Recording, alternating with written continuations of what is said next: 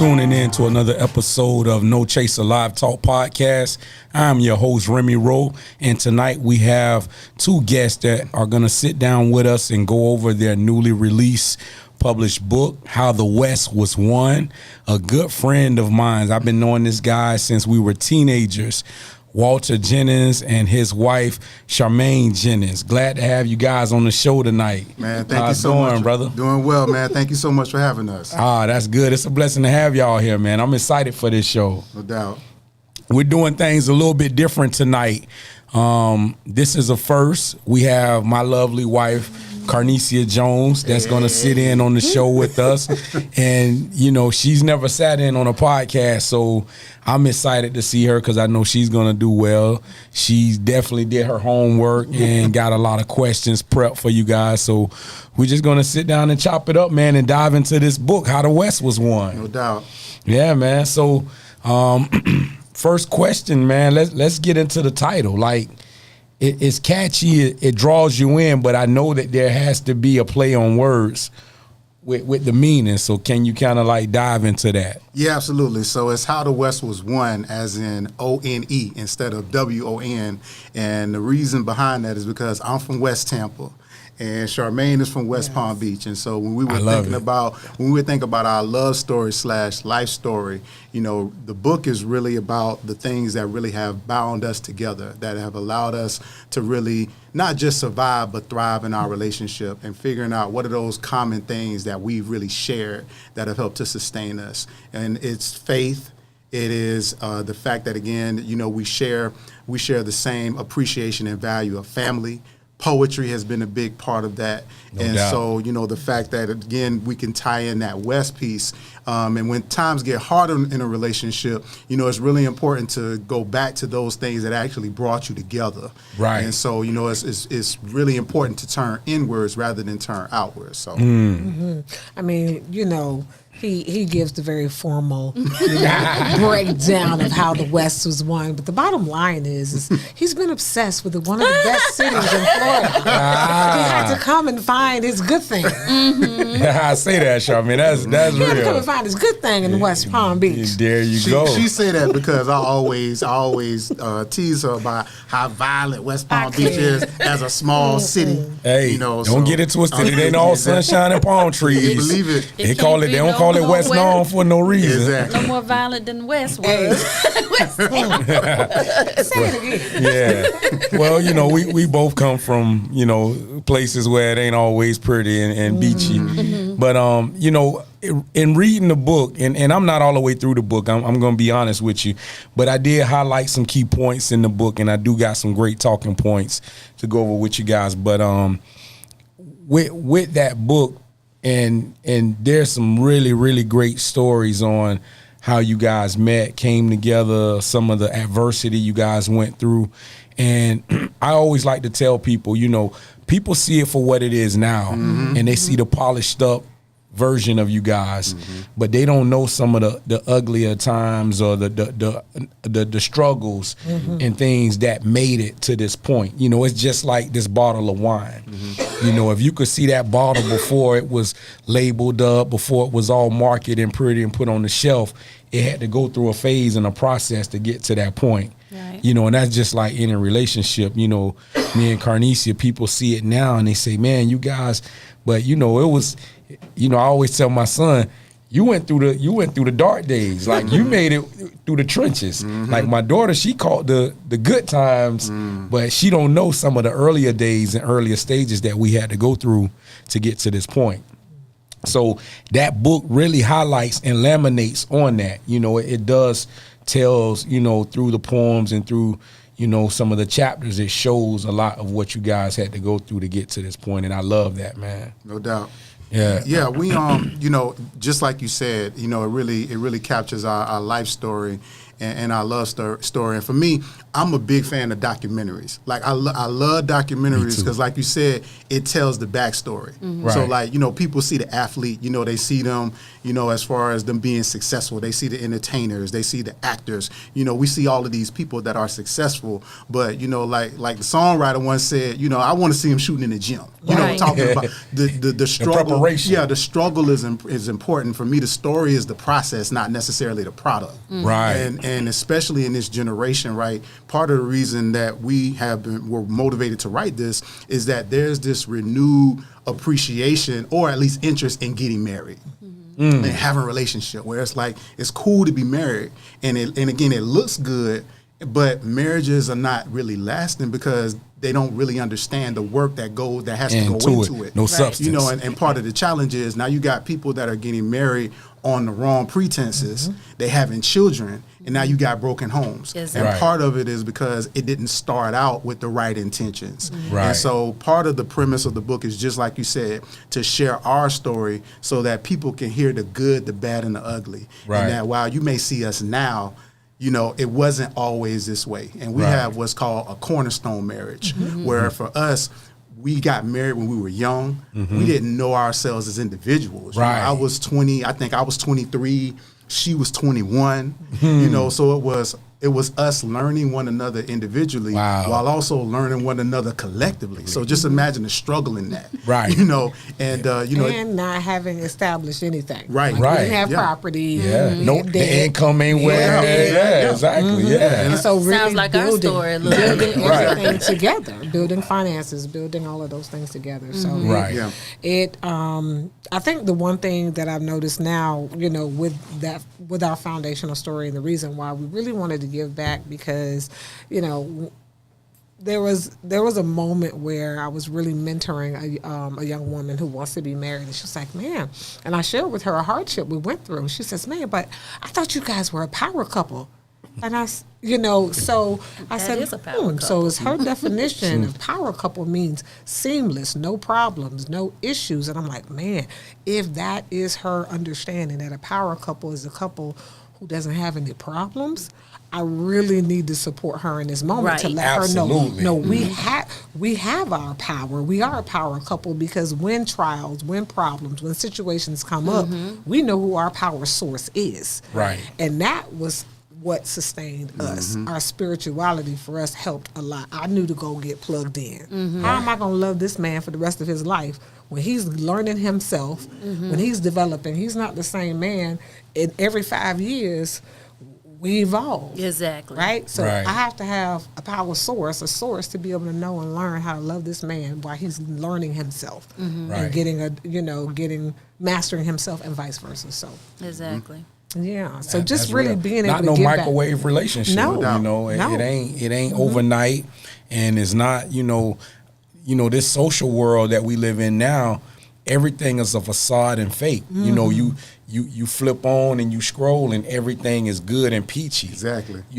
And people have a false perception of that's what a relationship is supposed to be. But no, relationship is the good, the bad, the ugly, just like you say. It's going to be some bad days. It's going to be some good days. It's going to be a lot that comes with that. But we just can't show the good, like people do their lives on social media. Exactly. People show all the good stuff, so you right, man.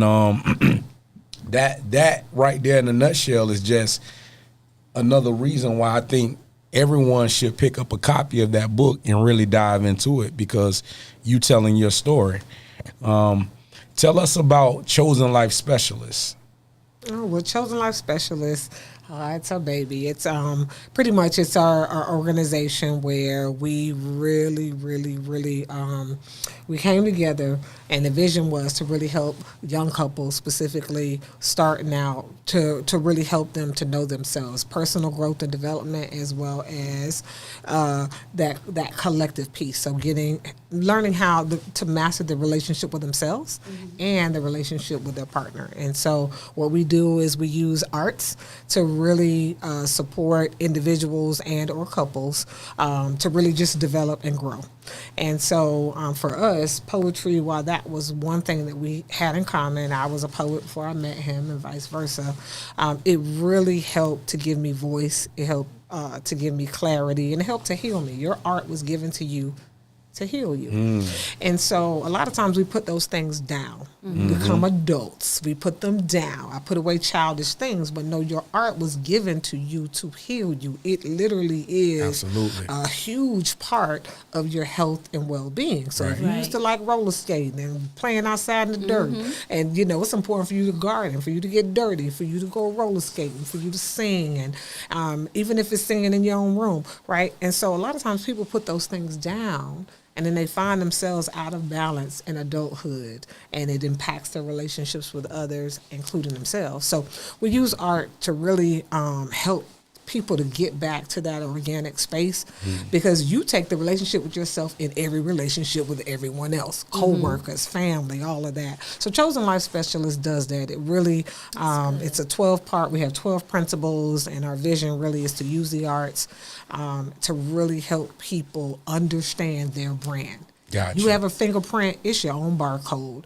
Have you mastered you so you can take that relationship into all of your others? So that's what we do. Now, as far as the age gaps that you see that participates in your program, is it a wide variety of age, or is it just a certain demographic that, you find that's more participating in your program? Yeah, what we found typically are like young adults, like early 20s, Okay, all the way up to really early 50s. You know, that's as far as- awesome. yeah. So you got a wide It's range. a pretty of, wide range, and that's exciting for us. Yeah. And so, as Charmaine mentioned, the specialty for us, our focus initially was really on younger couples and doing premarital. We did not do premarital counseling. You know, We didn't either. Yeah, we did not do premarital counseling. But that was something that it began to show up in our relationship, that there were just certain questions that we didn't ask early on. And so if we had, at least begin to explore those things in an effort to really, again, understand one another, and for me to focus on getting not only a PhD in me, but a PhD in her, Right. that might have helped in a lot of things that Absolutely. we encountered. Right. And so that's part of our goal. But what we found in that is that there are couples in general that need that wellness check, to where it's like everything's okay, but as Charmaine mentioned, I'm 5 years in now, and I've shifted a little bit, and so now I've got to relearn who my spouse is, and helping to get through those turns, but also too making sure that couples understand that individually, like the value there is so important, because we believe that when a couple comes together, they're actually the confluencing of three purposes. You have both of their individual purposes, meaning that you were brought into his life to support while he was put here. You were brought into her life to support while she's here, but then there's also a collective purpose. Right. So it's not she shouldn't lose herself as a woman when she becomes a wife and a mother. Right. He should lose himself as a man when he becomes a father and a husband. And so figuring out how do you Right. support all of those sides. And so we do individual counseling as well. She does an men, for women. amazing job with women, and I work with men, and that's an important part of our collective work as well with couples. That's awesome, man. That's That's good. great. That's great. And it's a lot of people that need outlets, as such, because there's a lot of people that's walking around with no guidance, and they getting bad information Absolutely. from friends and family, and just bringing more turmoil into their relationship, when they should get someone that is more geared and prepped for these type of situations, Absolutely. Yeah. Yeah. And part of our focus is, again, not telling people and couples what to do. Really, it's about helping them to understand themselves. So you can build your own blueprint for what your marriage needs to look like. Which means you have to be great listeners. Exactly. Great listeners and able to help them problem solve themselves. communicators. And So communicators. definitely warning. All of that stuff you listening to on social media, you trying to write your playbook on your woman based on, well, I know women like, match. Right. What does your woman Right. like? Yeah, Have bottom you listened? line. Have you talk? So, again, you can't check in with another guy, or if you wrote your playbook for your woman based on previous relationships.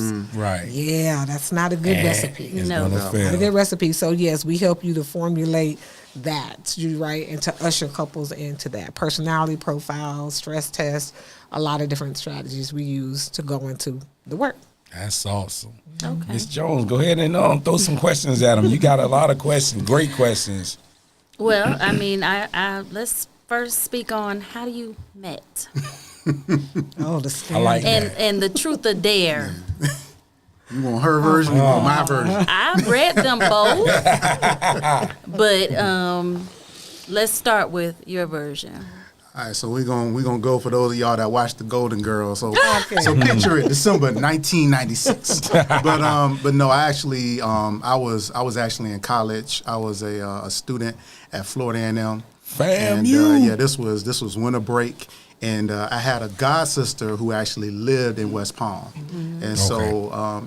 I don't know how it is where it's like when you get to the age where you can move around a little bit, like when you can travel, go to a Miami or go to Atlanta or go to a Jacksonville. Right. Like that kind of stuff is exciting when you're Right. 19, 20 years old. Right. And so my god sister was a senior, and so this was her debutante ball. And so my godmother had asked me if I would escort her in it. And so I was like, of course. So took one of my homeboys down, and so I went to the debutante ball and escorted my god sister, and I'm gonna tell the whole story. Don't worry. She's like, and there was this young lady that I saw that was interested in. We went to the rehearsal, and so I was like, okay, she's kind of cute. And so a little later on, after we had broke from rehearsal, I saw this same young lady kind of getting her nails done, and she just looked real pretentious. I'd like it's not necessarily a conversation or anything with you, but just watching somebody just interact, like just it's like you can just kind of turn you off. And it's one of the reasons why I tell dudes, it's like if you're interested in somebody, watch them. Right. Like see how they they move. Right. Just just in real time. Right. So anyway, later on that night after the debutante ball was over, one of the parents See you, Charmaine. one of the parents had a kind of a social for all the participants to come over, some fish, some cards, Fish fry. Yeah, South Florida exactly. Yeah. So it was, so I'm sitting there playing spades with my god sister, and man, the door opened up, and this young lady was standing there, man, and she just had on. Was it like, It was, hey, I'm not gonna lie.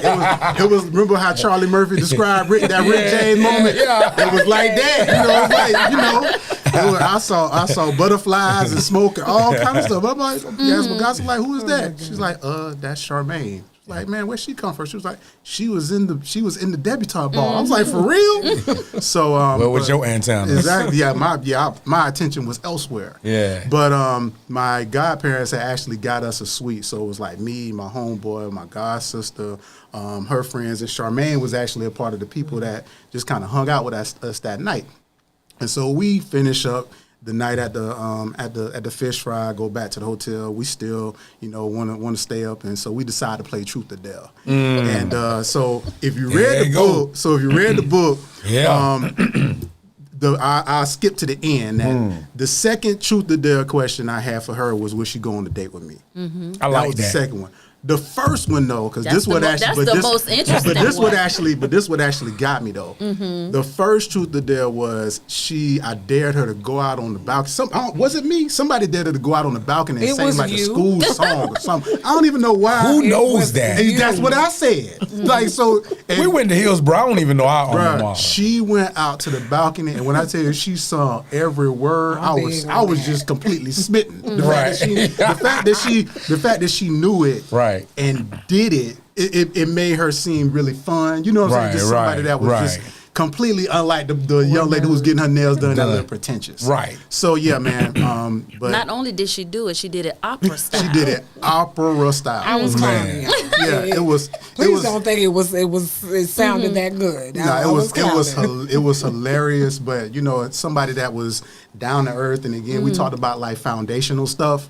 like somebody that I can laugh with. You know, you Right. sometimes you don't That's know what big, you can, but you man. know what you need. That's key. Yeah. You know, a relationship just can't be all serious. It gotta be. You gotta be able to crack jokes, laugh, and have a sense of humor, and you know, and those things are big. You know, so that was something that you saw and found early, and I love that, man, in that story. Love that, man, and then the fact that you had the gall to ask her on a date in front of everybody, and see.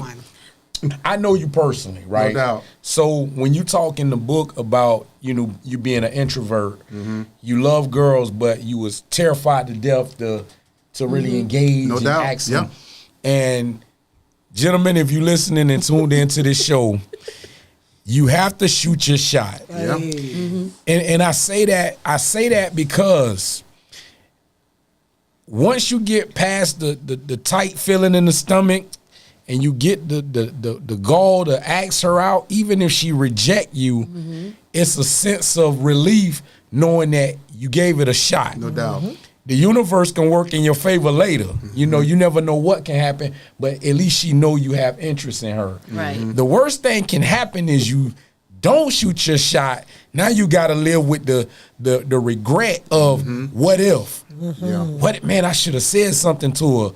You know what I'm saying? You got to live with that to the next opportunity. And that next opportunity may not never come. Exactly. Right. So that when I read that, I was like, he did what he was supposed to do in that situation. In that moment. You know, there's a thing called when preparation meets opportunity. We was just talking about this last night.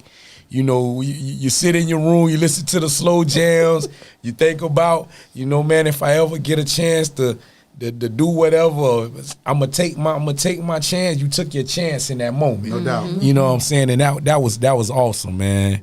Gotta love that. Now, is that your version?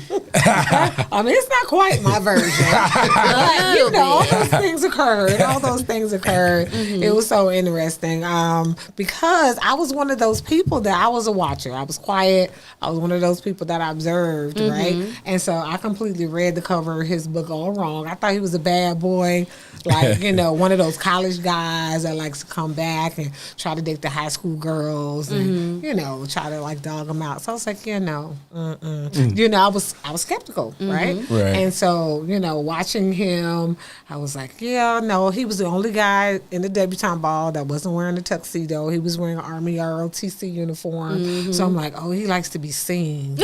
So noted, right? And then he's in college. Okay, noted. So just, he seemed really confident. So it was interesting after the fact to find out all of the things that he was going through internally and nervous and all of that.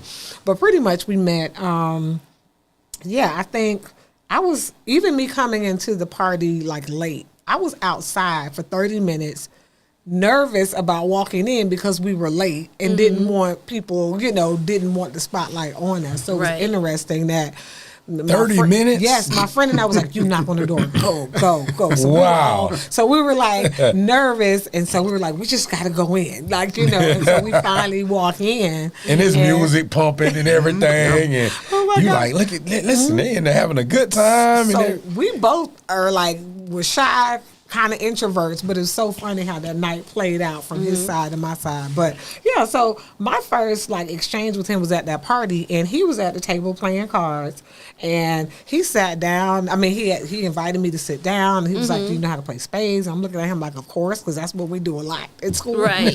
Shouldn't be. And so he was really cool. We were laughing and talking, and yeah, he just seemed really cool and laid back. So that kind of broke the ice from who I thought he was at the debutante ball, which was this attention seeker and all of that. So yeah, but it kind of made you curious about him as well. It did. It started, Right. but then, you know, his temper came out. So Uh-oh. he started smoking some Black and Mild. That's the West Town. And, That's the Main Street, boy. And I was like, oh no, he seems like a bad boy. He's smoking cigarettes and all kind of things. And so, just all of these things started piling up. And then when we got into the hotel room and we all were laughing and 2 times he wound up having to ask me a question during this Truth or Dare game. First, he asked me to sing the alma mater, and I'm like, who asked that question? Right. But I'm like, okay, I got this one. I can do this. Second one, when he asked me out on the date in front of everybody, I was like, this dude is so confident. But not knowing that it took everything in him to ask you that. Like, but Right, because you mentioned that there was someone else that was checking him out. There was another girl in there, and so then I'm like, okay, he's a player, because there was another girl in the room. your antennas probably weren't even up on that, though, right? That's what she said. He was so oblivious. Another girl in the room. I mean, he completely just like shattered those dreams. 'Cause you know how it is. A friend says, "Hey, like what's up with my friend? What you think about her? Oh, well, we're just friends," and kind of like breezed over. And I'm like, see, college guy breaks and breaks women's heart, like red flags, red flags, red flags. So, but I finally gave him a yes. But truth be told, I wasn't sure if I was going to be able to date him because my parents didn't even know that there was both genders in this hotel room when they let me go. Wow. I didn't know if they were gonna let me go. Like my parents were they kept me in the bubble. So Wow. But yeah, so we wound up going out on a date and it was awesome. We talked like we had known each other forever. That's awesome. It was like we were friends and we just vibed. And That's then he had to go awesome. back to school. He did. Yep. So how was that long distance relationship? Right.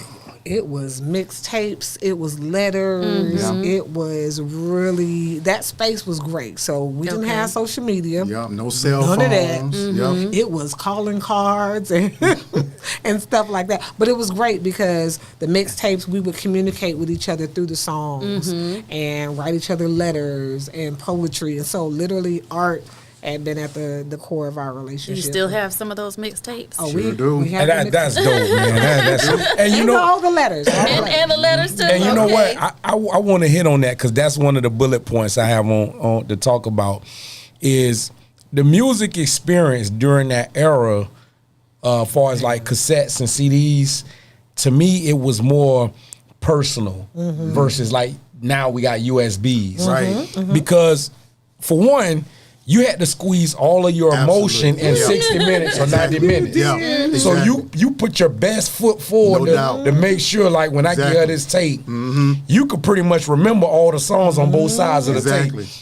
A USB, you get 1,000 songs on Exactly. there. So Yep. it's gonna go through a lot of mood changes. So you can't. And I just think that was the best way of communicating back in them times. You She definitely used had to be. still- You definitely had to be strategic, because Right. You didn't have a whole lot of time to work with, Right. So She used to steal all my tapes. I used to be looking for my tapes to see where my CD, where my go in her car, it's in her car. I'm like, man. What's yours is mine. But yeah, man, and when I read that, I was like, that's dope, man. And then poetry, also is a big love language and a big communication gem, I would call it. It's a lost art, really. I think that people forget that sometimes you could pick up a pen and a pad, man, and just write a poem, and you'll be amazed at how they would receive that. yeah, know. I don't think there's anything wrong with like the digital world that we live in. I think it makes things a lot more convenient. But to your point, I think there's something that's lost when you talk about connection, Right. When you talk about writing something down, took the when time to write this. Yeah, where you gotta actually look at it, look down. Like there's a physical connection there when it's down on paper, when you had to scribe it, And so yeah, we're probably one of the last generations that has like she got a box of my letters and I got Right. a box of my letters, a box of her letters. And so one of the things that we're going to do at one of our anniversaries, we've been married 24 years now. Salute to that. Once one of these anniversaries, like we're going to put some of the letters that we can, so people can physically see and touch them. You know what I'm Right. saying? So, to have that connection point. Man, that's beautiful, man. Do you guys share these stories and like in the details with your kids? Like, do they know like some of the things that you guys did, like with the long distance? Oh, yeah. Okay. Yeah, so what I'll say, man, when we got married, my mother dropped this gem on me, and when I tell you it's made such a difference. We have two daughters. We have a 21-year-old and a 17-year-old. Okay. And my mother told me when we had our first daughter, she said, you never stop your child from asking questions. That's big. And that has made like a huge difference, because with some of the things that our daughter has come to us with, a lot of it has been a litmus test to see if we were going to handle it right. Right. You know, and instead of turning to friends, instead of turning, you know, instead of going Right. and getting that outside Build that influence, comfort zone with her. knowing, you know, like confidently, I can go to my parents and talk to them about anything. Right. Anything. You know, they're going to tell me the truth, but they're not going to hold it against me if I'm really trying to, you know, get knowledge and information. And so, Right. yeah, our daughters know we're open book, you know, because we want them to be informed. Now, you know, you're going to make your own decisions, Right. but you won't say that you didn't know. Right. Right. I love how you guys dedicated the book to them. Yeah. That's awesome. That is awesome. We've noticed and we found too that when it comes to parenting, really in our journey, in our process, and even with counseling couples, married couples, we've noticed that you have to, when you do your personal work, you realize, okay, if I had issues with low self-esteem, promiscuity, if I was attention seeking, 9 out of 10 times, that might be the same stronghold that your children are going to have as well. Exactly. And so Right. that's why it's important to be honest. Put the mirror in front of your face and say, you know what?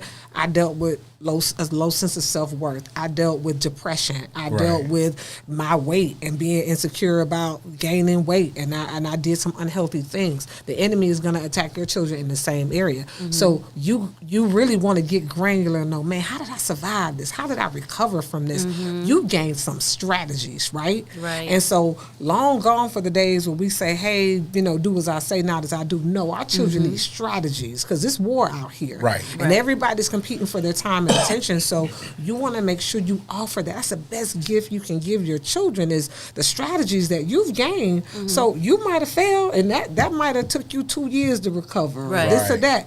It shouldn't take your children that long. They're No. going to get up. They might stumble. Yeah. Right. But they're not going to stay down. And because you're going to give them the strategies you gain and yet you acquired, but you won't do that. You went through it, so they shouldn't have to. Absolutely. You know, and that's Absolutely. That's the thing. Teach them. And show them. Like, look, you're gonna go through some things. I went through them, but let me help you so I can help soften the blow, so you don't have to go through it like I did. And you'll recognize it. It won't Right. sneak up on you and Right. catch you. Right. You'll recognize, wait a Indeed. minute, this feels like depression. Right. And and it won't take them as long as it took us. Yep. Right. There's a passage I want to read in here. It's in the very beginning.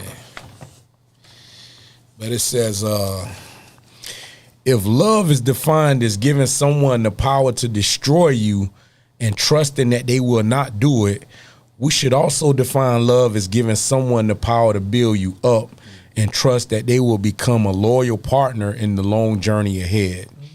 That right there, that passage is very powerful. Like, if you give someone that much power to where they could destroy you, but you trust them not to, like, what is that saying? Like, that mean like I'm pouring everything into you, and I'm trusting that you'll do the right thing with it. That right there is very powerful. Yeah, we in our working with people, and again with men and women, a lot of it, just like you're saying, people are abdicating their power. Right. They're giving it away to the wrong people. Sometimes they're giving it away to the right people for the wrong reasons. Right. Right. Or wrong people for the or the right people for the wrong, or the wrong people for the right reasons. Right. And so it's being mindful, first of all, of do you understand the power that you have, Right. and then learning how to guard it. Right. And then what are your safeguards or things that you have in place when it comes to who you yield it to? It's nothing wrong with guarding and protecting your heart, but, just being mindful of, again, that, with who you allow yourself to come into relationship and union and partnership with is so critical. And so knowing what your principles and values are, what are your boundaries, what are you standing on and believing in, and when you be able to recognize somebody that's able to actually adhere to some of those same values. Do they have a value system themselves? Right, exactly. Yeah. One thing I want to add to that quote is there's the love piece, and one thing I've learned in this journey on love is for me specifically, man, because I had more trauma coming into our relationship than I realized. But love. Elevate your event with us. Kardashian beauty filter, premium props, and AI backgrounds. If I have limits on my forgiveness, I'm limiting love. And then there is no intimacy without vulnerability. Right. And so this is a thing. We live in a world nowadays where everybody wants that intimacy, where intimacy really breaks down. Most people will say it means intimacy. How can I allow you to see into me and I don't want to be vulnerable? I want control, right? I want to control what you see, how you see it, what I give you access to. And it's like, no, at some point, again, you guys have been together for a long time, right? And at some point, you know, he's seen my good, my bad, my wonderful, my, you know, but he's seen me in those moments. And man, that does strengthen our love. That strengthens the intimacy. But that's what people want. How can you want intimacy, but you don't want to be vulnerable? Right. You don't want to break those walls down. It don't make sense. It doesn't. It doesn't. It's impossible. Yeah, you have to be vulnerable. Let your guard down. Yeah. Excuse me. I had wanted to ask Walter. You mentioned about journaling and how poetry helped you with your mental health. Black men don't really talk about their mental health, so if you can just elaborate on that. Yeah. So, and it was something that I absolutely struggled with. And you know, like Rose said, we went to high school together, met in high school, and I don't know if I ever shared this with you. So I was not supposed to go to Hillsborough. I actually was there on special assignment. I think you did tell me that. Yeah. You know, it meant a lot to me graduating from Hillsborough. My brother and sister both went to Lato. I was going to just say, what is it, Lato, right? Yeah, I was on for Lato. All my friends went to Lato in Jefferson. Okay. And so I went to Hillsborough because when you was asking about middle school before we started, when I was out of school, I met a young man who befriended me, and his mother was a guidance counselor at Hillsborough. And she assured my mother that if I went there, she'd look out for me academically. And so that's how I ended up at Hillsborough. Okay. But to your point, you know, as black men, we were never told. Yeah, Dr. Johnson. Okay. Yeah. So shout out to Dr. Johnson. Shout out to Arlos too, Arlos, man. yeah. And so I met Arlos. Gents, baby. Yeah. Gents, what? And Yeah, so- what you Exactly, with the red jacket. Yes, sir. So, but we were always taught as black men that, you know, when it came to our emotions and our mental health, that's something that you always kept internal. That being a strong man means not showing emotion, not crying. You know, it's okay to be angry. You know, it's okay to be happy. But, you know, saying that you sad or showing sadness and things of that nature, Right. or even frustration, you know, those things were looked down upon. And for me, I started writing poetry when I was in the 8th grade. I didn't share any of it. Nobody knew that I wrote poetry, except in high school, had a friend by the name of Leon Williams. Leon. Yeah, he wrote as well. And so, you know, we would, you know, kind of share our poetry with one another. And that began the process of learning how and who to open up to.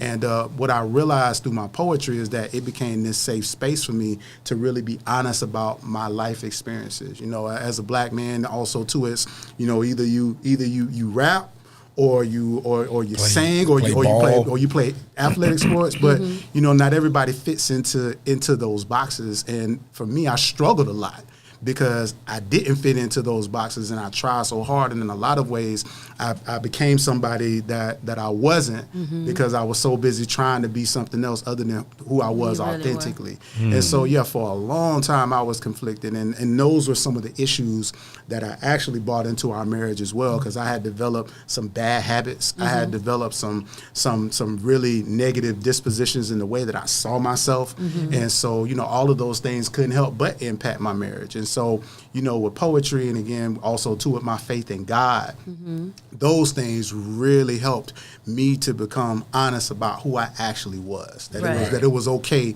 to say I'm a black man and I write poetry. Right. You know, I'm a black man and I display the full gamut of emotion. You know, I look at my daughters and cry just because I'm thankful. Yeah. You know, that don't make That'll me make you less soft. than, you know Yeah, what I'm saying? exactly. I'm from the West, and you know, there's certain things that I You didn't made engage doing in. poetry for a man.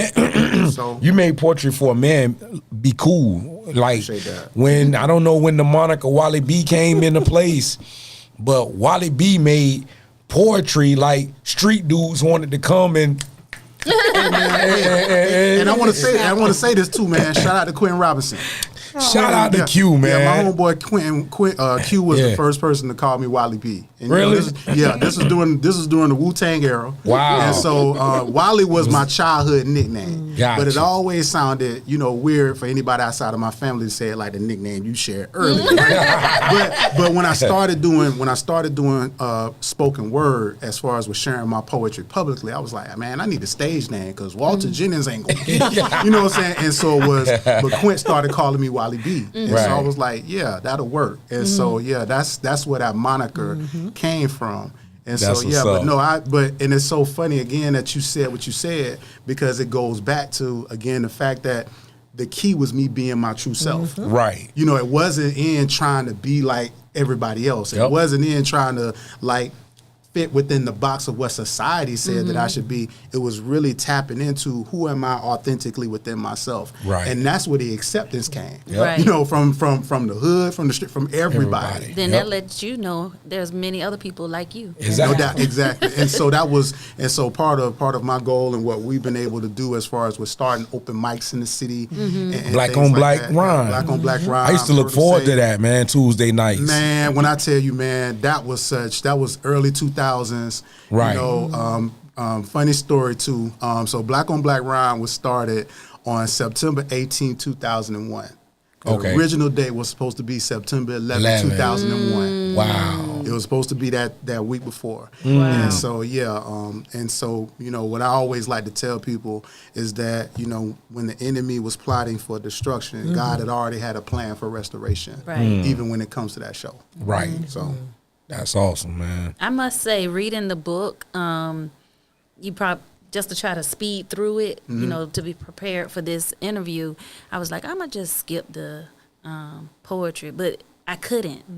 I couldn't skip the I actually feel like I learned more about you both through your poetry than just reading the chapters. Right. So it definitely goes hand in hand.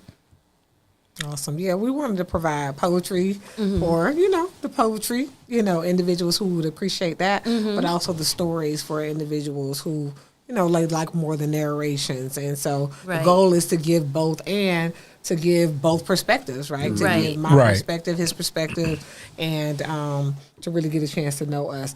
Funny note though about our first date that is not You in back the on book. that? Yeah. You know why? Because I had a moment tell. where, when he was talking about identity, right? Let's be honest, with specifically men of color, there's stigmas in our community that, they are not to, any kind of emotional release makes them weak, or you're not a man and you're this. And it starts from childhood, big boys don't cry and all of those things, right?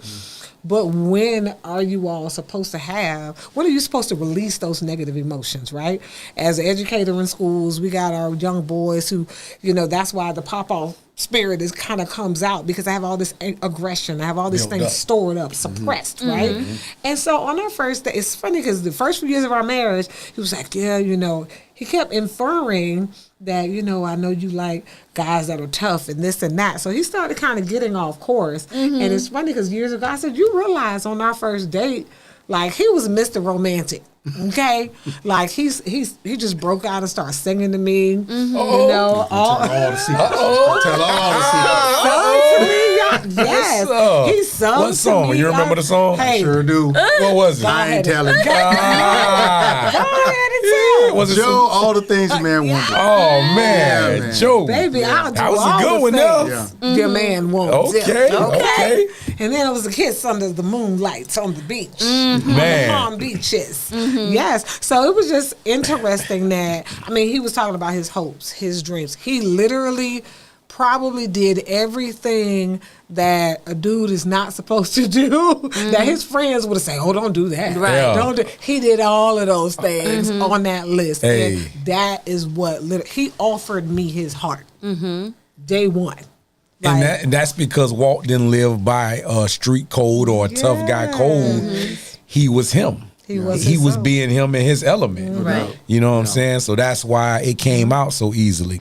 And you know, people say opposites attract. So how indifferent would you say y'all are, being that y'all are from different cultures? Because you have a Caribbean background, right? I do, but I grew up, I was raised by an American family. Oh, okay. An American family. But yes, but in Palm Beach, and our neighborhood was very diverse. So Okay. here there's a strong, like, Cuban culture. In West Palm Beach, where I grew up, like, literally, there was somebody from every country. There was Wow. family next door from Jamaica, family from Haiti, family yep. from Guatemala. Right. Then you got the just African American families from That's South Florida in it's- general, though. In a nutshell, yeah. So, I mean, like, literally, you got a mango tree, we got a banana tree, you got a grapefruit tree. Like, it was always some bartering things going on. Right. So my experience was really different growing up, and kind of, we had a huge, like, neighborhood presence, kids, children everywhere. Right. And very communal. And We then need when that now. Yes, we need that back. But his upbringing was a little bit different because he wasn't, like, outside, as much as kind of I was, but Yeah, no, I was outside. I was definitely outside. No, I grew up, it wasn't necessarily like with the fruit and whatnot, but for her, one of the things that we've been exploring as well is, like, where you fall within your family dynamic plays a lot into your experience as well. She was the oldest daughter. Okay. Whereas I was the youngest child. Right. And so that, That's a difference. Absolutely. very big difference. Yeah. Very big. So some of the... You got a some expectations- nurturing type mentality. And leadership. You got you probably come from where you was always babied and given a lot of Exactly, attention. Yeah. no doubt. Yeah, And that so plays a role. Yeah, and so that kind of thing, it shows up in being honest again about some of the work that you need to do. Especially as a man and being a husband and somebody that's now looking out for somebody. Right. So there's one conflict, and it came into play earlier in our marriage. And when we're working with couples, culture is huge and doing a cultural deep dive. And so one thing that came up was he would take the trash out. And he was, again, stellar husband, right? But for me, what would have been would have been an exemplary behavior in his family, because he's, he goes to work every day, he's working, he's taking the trash out, he's doing all these things. That's all I saw. My dad, I have two older brothers in the home, like, they did that. So that was function for me. Right. So that was the floor. That was the foundation. So where he would think, like, she don't praise me, she don't acknowledge me, like, I'm a good dude. And I'm like, you doing what you supposed to do. Right. And that could cause a conflict. So a lot of times we have to learn to affirm our partner, praise them. But those were some of those. That's where we realized where he, again, in his household, his background, that's something he's present. That was a step up for him. That was, for him. He's like, no, I've exceeded the models and what I've seen. And for me, I'm like, that's all I've seen, right? Right. And so Lucky you, though. Right, exactly. Because it's a lot of women don't see that. Right. Exactly. I know. Right. So I was blessed, but I still had to do my work. I still had to affirm my husband. I still had to let him know I was appreciative and all of that. But that's where culture plays a role. And I think, more, sometimes my leadership skills kind of came out in certain areas that he wasn't used to seeing as well. And so, there was just a lot of different things. I know I cooked a lot of, different things that he wasn't used to. Yeah, she's a great cook. Really? And from a cultural standpoint, she speaks fluent Spanish and she taught Spanish. Oh. Really? So she taught Spanish. Wow. Taught Spanish at SLA. So Okay. so it's just has a really healthy respect for learning. I wish I spoke another language. Man. Like, that is like a true gift, like, to be able to communicate It's a in cheat a whole. code, man. Yeah, I'm It trying to literally tell is you. a cheat code. I'm trying to tell you, and it could throw people off guard Exactly. because people don't really expect for people of color to know another language. Yeah. You know, My Spanish teacher was black too. Oh, really? really, man. I don't remember a lick of it, but she was good though. Yeah, man. So I always do on the show, I ask a couple of questions, like a either or question. And I want to ask you guys, skating ring or bowling alley growing up? Know what you gonna say? Skating ring all the way. Yeah, skating ring too. All day. That's Shout out to Stardust. shout out to Stardust. And if you lived on the west side of town, then it was Olympia. Olympia United States. I mean United States. I'm sorry. If you had roller skates with the lights on, you were privileged. I'm just saying. We didn't skate right. Sure We just didn't. went and Yeah, y'all went to go Exactly. dance and be managed. Act grown.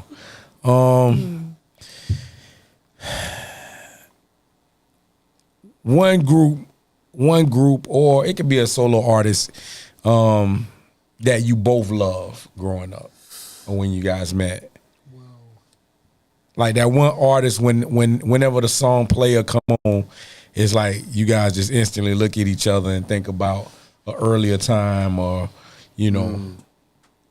I would say Donnell Jones, but Yeah, Donald Jones, New Edition. New Edition for sure. Edition. New Okay. Edition Yeah, for man. sure. Okay, that's dope. I like Donnell Jones. He's a real dope artist, man.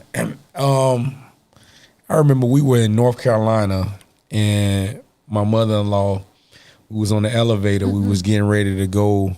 Was at a family reunion, and we was on the elevator, and when the doors we stopped at a certain floor, and when the doors opened up, Tank and Avant stepped on the elevator. Wow. And this is like before we had these nice phones with the cameras. We still had like the, older phones. But or something. my mother-in-law, she lost her mind. Because she loved Tank and Avant. And she Of was, course, he had on a tight shirt. he had a tight shirt, he had his shades on, and they was getting ready to go do sound check. They had a big show in North, it was in Raleigh, and they had a big show in Raleigh that night.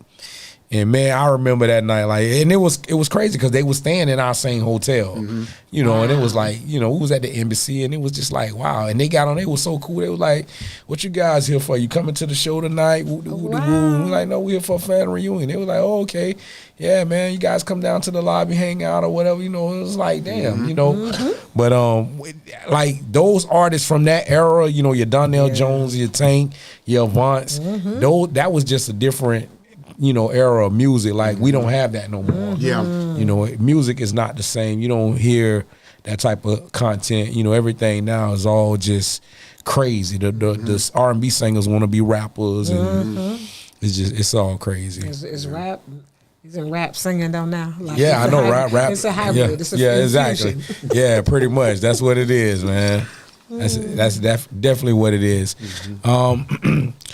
What is a behavior? And each one of you guys can answer this. What is a behavior that your spouse or your partner have that people like in them, but you not so much? We'll have to think about this one. That's a good question. Man, yeah. Current behavior? We've grown so much. Definitely I would have been quickly able to respond to this question back in the day, but a behavior that other people like that I don't like so much. So, Charmaine, and I always tease her about this. So she has this thing called the wow factor, Okay. where it's everything got to be, like it's a big deal. Gotcha. Like it's above and beyond. Like her friend got married, and they was just coming out. They called confetti cannons. Yeah. And she loaded them with like rose petals, and so she shoot them in the air. Like, just stuff like that. And I Right. used to manage a building, and so I'm on the other side, like, who gonna clean up all this? You know what I'm saying? Like that's me. That's so you. she, the whole wow factor, and everybody's like, oh, it's so great. beautiful, yeah. Charmaine did this event, and we had petals all over the place. Like, who cleaned it up? You know what I'm saying? So, but again, that's her spirit of excellence. That's her respect for culture. Right. That those things coming out, and I learned to appreciate it. But it's Right. just, there's a cost. You Right. thinking about the after effect of the wow it's factor. a whole lot Yeah. that goes into it. Yeah. Man. On the front end and the back end. Yeah, that's real. And I guess if there was a behavior that I think people enjoy that sometimes me not so much, Walter is a very, some people lead with their head, some people with their heart, and some people with their hands and feet. They just jump out and do it. He is a heart guy. And so Walter, man, if he like you, he love you. But he is a generous guy. And so we could, at one point, we could not have any money in the bank account. I mean, he will give his last. He will buy somebody this and that. And I was a person that, Well, at one point I was poor, and I'm not ever You trying to counting go the back. coins. Okay, Right. so you buying this person this, and I'm like, look, we don't have this right now. NBA Charmaine. Yeah, I'm like, we don't. He's like, oh, we'll try. I'm like, yep, no, we don't need to. And he was like, yeah, no, we don't need to. So he's just very generous at times, and he used to be really, really generous until it hurt. Maybe that's a Wow. Hillsborough thing or something else. Yeah. But to be honest, that's something that I've learned as well, like being more philanthropic, being more generous or whatever. And so, yeah. But we pay the bills first. Absolutely. There you go. It was a lesson learned. There you go. With being You an can still be generous, but to a Yeah, certain to a extent. certain extent. Yeah, I mean, I'm an empath. I'm emotional in that way. Right. But learning again that it has to. I got to have parameters with Yeah. it. Right. So what we're gonna do now? We're gonna open up the phone lines. I don't know who's all out there in tune. It is getting pretty late in the show, but we're gonna open up the lines for anyone that want to call in and ask you guys some questions. They can reach us. The number is, let me just pull it up. I never can remember the number here by heart. 813-501-7266. Again, that number is 813-501-7266 for those that want to give a call into the show and ask Charmaine and Walt some questions, and especially talk about this book, How the West Was Won. In the meantime, we're going to take a little intermission and pay some bills, and we'll be right back with you in just a moment. Elevate your event with us. Kardashian beauty filter, premium props, and AI backgrounds. One-stop shop for fun with jumbo game packages. Ask about our selfie drop-off package. Excellent service guaranteed. Let's make your event unforgettable. Book now.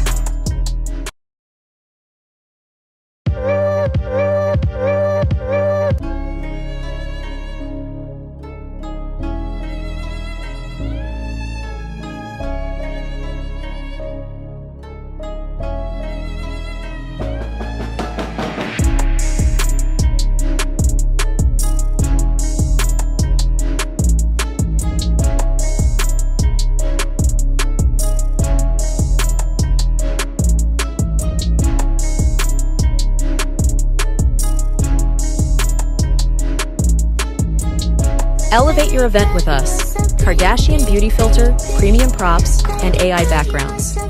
One-stop shop for fun with jumbo game packages. Ask about our selfie drop-off package. Excellent service guaranteed. Let's make your event unforgettable. Book now.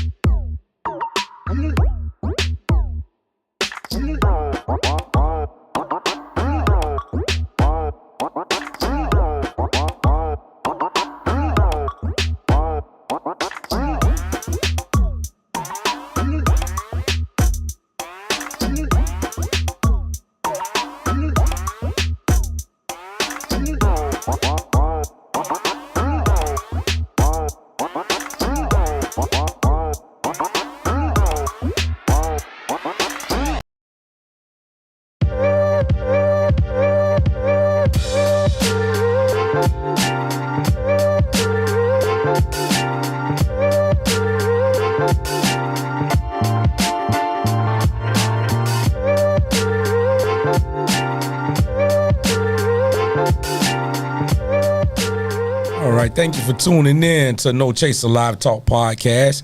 We're back from the break, and we are sitting here with Walter and Charmaine Jennings, just diving into a lot of conversation about marital relationships and relationships in general, and discussing this wonderful book that they have out, How the West Was Won. And Carnicia is going to go into the next question for the Jennings. And Not so much a question, just wanted to touch on one of the poems that stuck to me. And that was, I don't need a diamond, I am one. You said, I need a love with no expiration date, comes with a lifetime guarantee. Speak on that. Wow. Yeah. It touched me because I say that all the time. Yeah, so love. You are the diamond, baby. Yeah, absolutely, right? We live in a very materialistic time of, well, I need the big diamond, I need the big rock, right? And we really don't focus on what the value really should be focused on, and it's that love piece. And so, yes, I do want to be loved for a lifetime. I think a lot of people go into relationships and they want the love story, and really a love story without a life story. What's the value in that? And so that's where that line comes from. Is just really investing in creating a life, building a life together, and that love piece. That should be weaved in throughout that life story, right? Because your love is going to evolve. So that poem, I love it because people do focus on just the jewelry, right? You focused on the wedding. You're not focused on the marriage, right? Because that's that life story you're building with that person, and they're gonna have to differentiate how they're gonna love you in different seasons. Sometimes you might not be so lovable, right? Right. You don't have to rely on the friendship that you build, right? Renewing your eyes. In that attraction for your partner, because sometimes that even changes. You get couples that says, "Well, I'm not attracted to him anymore," and I said, "Well, close your eyes." Exactly. Listen, right? Because things are going to evolve, but you can continue to renew and restore those things if you put that work in. Absolutely. Right. I think Michelle Obama's probably said it best that 10 years out of their marriage, she didn't even like Barack. Exactly. Right. Right, but in that liking piece, again, in those moments, because you hit those tough spots, and I think that's the trauma of it all. It's like, well, I don't feel the love anymore. Okay, well, you keep putting in the work and that friendship work until you get back to that place, right? But sometimes the trauma of just life in general, it's hard. Right. It's hard, but you know what? You can't love your partner if you don't love yourself. That's You true. can't. You won't even like them when you're in seasons where you don't like yourself. And now there are times where I was in that struggle. You have a baby, and you're not feeling good in your body, or you're not happy in your career right now. Right. Man, that stuff weighs on your relationship, and so. Yeah, that love piece. Yeah, I want that lifetime guarantee that you're at least willing to say every day, hey, I, Walter Jennings, I'm committed to getting to know you for the rest of your life. Right. And to support you in your process of getting to know yourself. And yeah, I'm committed to learning how to love you better, more, deeper, and diverse every day. Right. Do you guys still go back to the roots and still send each other poems or things that, take it back to how it all began? Yeah, what was interesting about this book, so I intentionally, for me, I used a lot of, almost exclusively my old poems. So, if you hear me perform and you read this book, it's like, man, them poems, yeah, I intentionally used the old poems because of the fact that it represented the place that we were when we first started our relationship. Right. And so, yeah, it was really an opportunity for us to reconnect in that way, with us reading one another's poems, and just like you were saying, Carnicia, with telling the stories through the poems. Right. We weren't just just randomly just throwing poems in there. We wanted them to be a part of being able to tell our story. Right. And so that was intentional, and that was a really good part of this project. Yeah. That one poem, that first poem where you go through a timeline of adolescence and you talk about your rap groups that you were listening to. You even took it to the years. That was so, I was like, that's dope, man. And you talked about the rayons and the travel foxes and and I'm like, okay, and getting the outfits from Soul Train. Yes, and I'm like, man, you can visualize it. Yeah, Absolutely. you can visualize Yeah. it. You can visualize it, Yeah, all that stuff, because all that stuff runs together. Right. All of those things run together when you talk about, the music and the years and, the fashion and Right. all of those things, man, are embedded in your memory. Right. And so, yeah, and funny thing is, I used to have that poem memorized. And I think that was probably the longest poem I ever memorized, because, it was just having that connection. Yeah, man, that's awesome. That And for those that may not know, your brother Big Money said, true pioneer in our community in terms of what he did for, the music. One of the shows I did earlier on was Salute to the DJ, and every DJ that sat at this table had nothing but great things to say about him. And his daughter even called into the show. Yeah, and that was awesome. She called in and paid homage, and it's like to hear, I could just imagine what it was like probably growing up in your house, you being a baby brother, Sid being your older brother. He's this popular DJ, so your musical influence and just some of the things you heard had to be like well-rounded, Like, I can imagine some of the tapes you had back then, man. It was crazy. Well, I talked about liking documentaries, right? Right. So for me, like you were saying, with the product, and like I remember when he got on like a WTMP. Right. I remember when them making Show Me the Money. Right. Like those moments. Like I can tell you the backstory behind like what it was like behind the scenes. I remember him going to the owner of WTMP and saying, "Hey, we need a van and we need to put music in it." You know what I'm saying? So we can connect with the community. I remember those conversations and those moments, and the owner being like, "Said, man, I'm glad you recommended us doing that. It put us back on." Right. You know, so it's just like you said, it was interesting watching him, because I hear certain young people be like, "Man, I want to get into music." It's like, I want to rap. Man, and said like he installed music in people's car. He was a DJ. Yeah, he did it all. He rapped like he literally was into music. Like it was a passion for him. Right. And it was all he thought about it and wanted to do. And so watching him come home from the club and then actually like practice, because he missed like something in the club that night.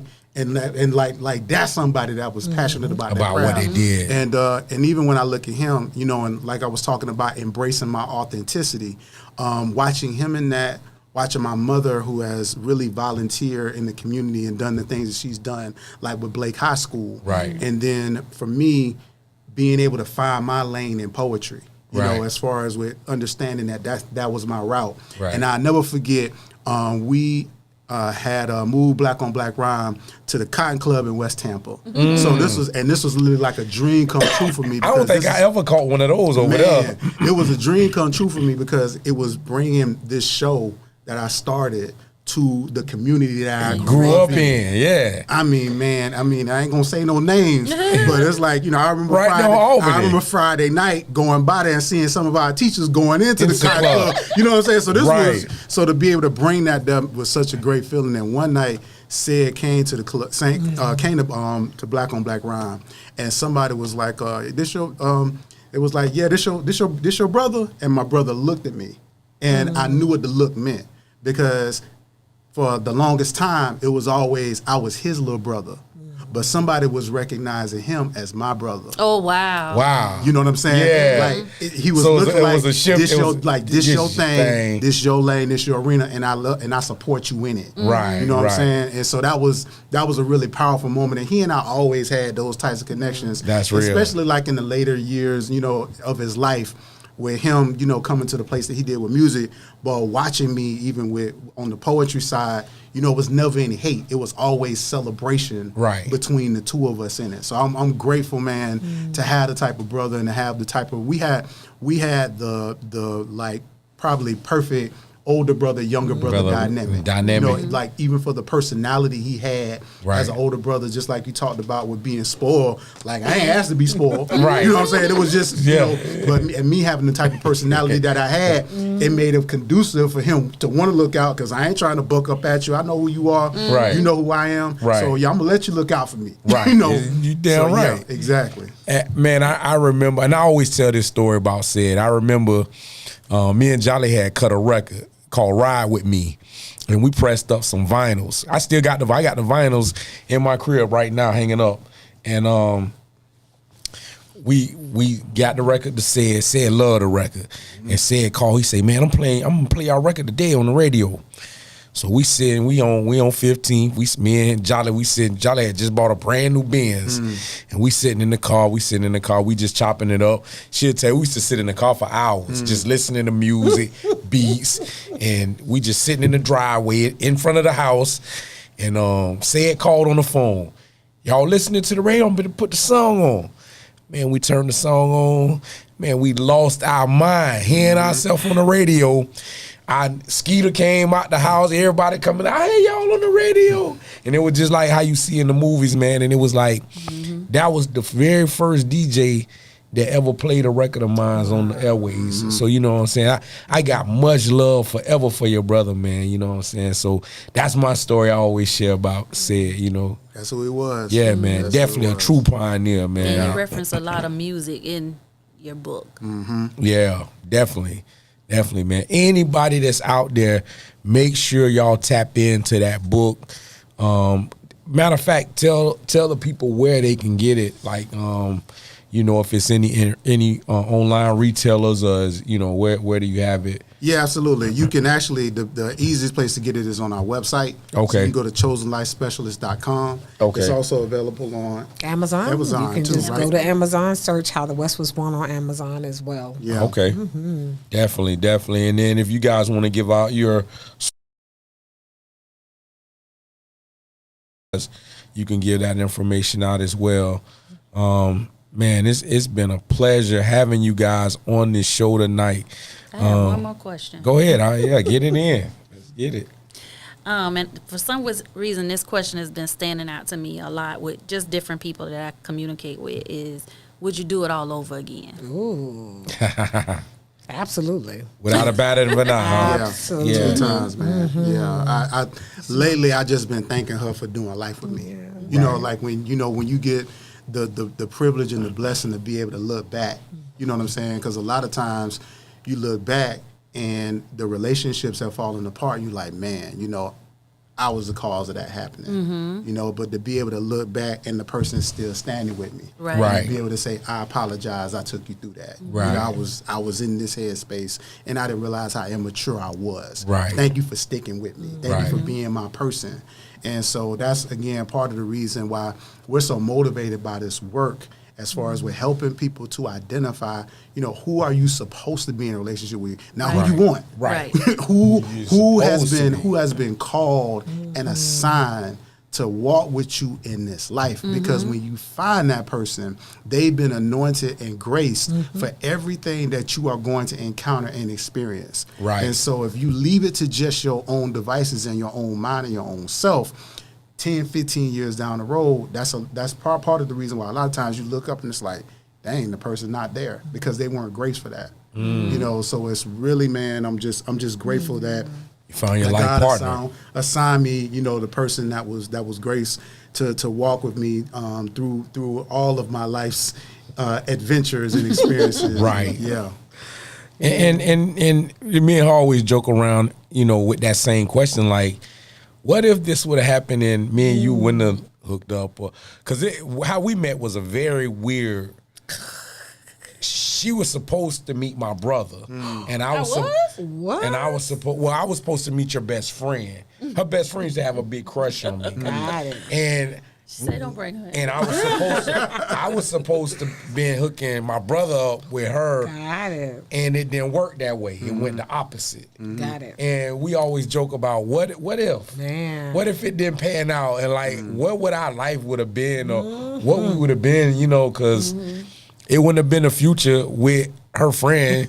I can tell you that. I'm a firm believer that everything happens for a reason. That's All right. things happen. All Yeah. things Right. are good, yeah. And I love that because Yeah. the what ifs can be dangerous. So, Right. Right. If you just focus on what it is, Right. what it was supposed to Supposed be. to In that be. moment, Yep, yes. exactly. Yeah, part of the reason why we were really excited to talk to both of you all is because we know, again, like y'all are the products of, again, doing the work as well. Right. The Thank years you, that bro. y'all have Thank you. together. And again, I know with our personal connection, but also watching you all, like the way that you all have navigated. It's just, especially when you share some of the same experiences, you can see, you know what I'm Right, saying, right. the couples that are really doing the work and that are invested.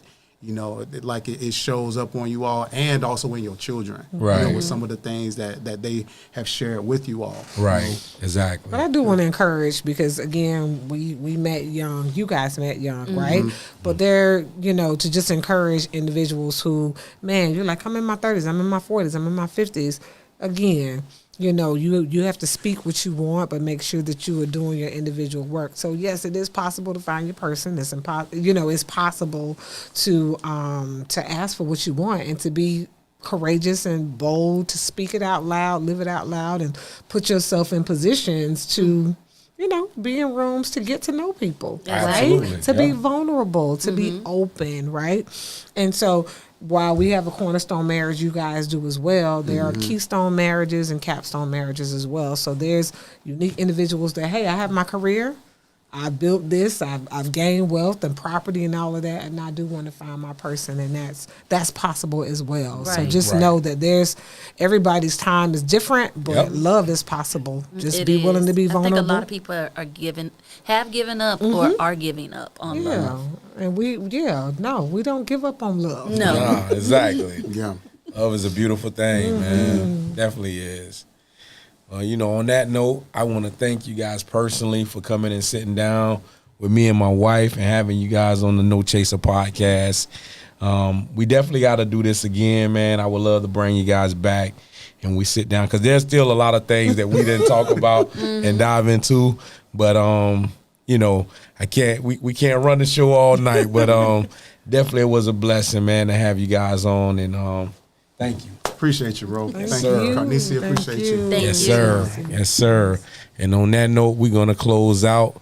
Thank you guys for tuning in to another episode of No Chaser Live Talk Podcast.